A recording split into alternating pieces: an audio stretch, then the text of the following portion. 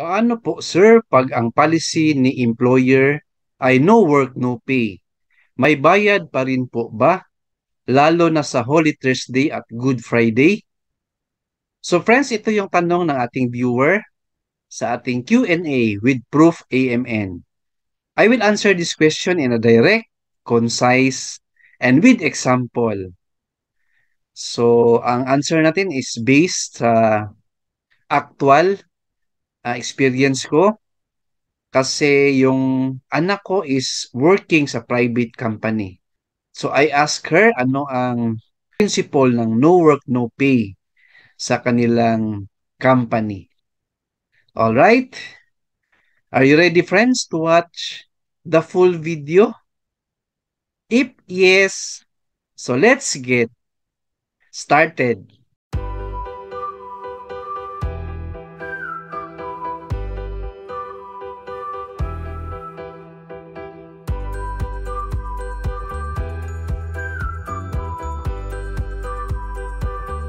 So let's know first the principle or concept ng no work, no pay.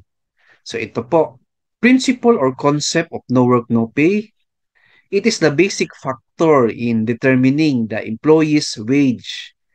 This is an old age rule governing the relation between labor and capital or management and employees of a fair day's wage for a fair day's labor.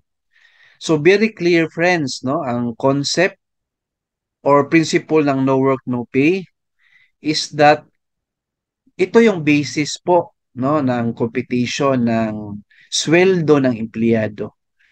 So kung walang work, walang pay.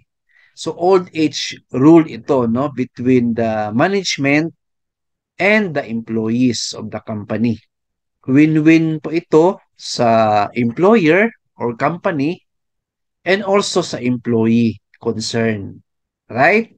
If the employee did not work, the no work, no pay principle shall apply unless there is a company policy, practice, or collective bargaining agreement granting payment on a special day.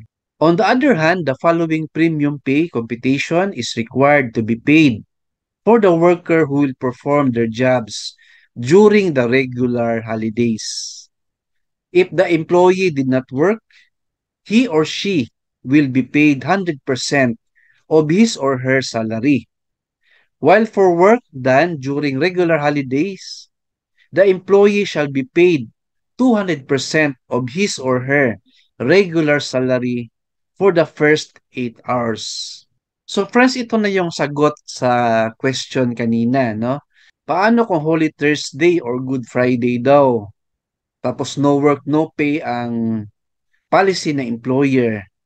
May bayad ba? Answer? Yes.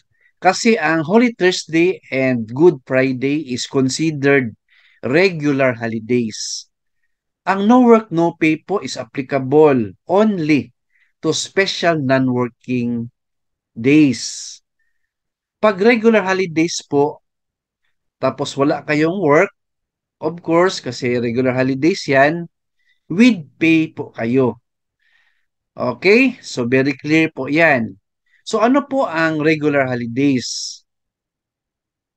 Ito po, tingnan nyo yung calendars ninyo.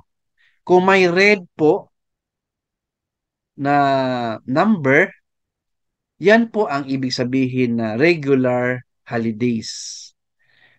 Meron din akong nagawa na video sa channel natin. Please watch. May link ako na ano sa description box.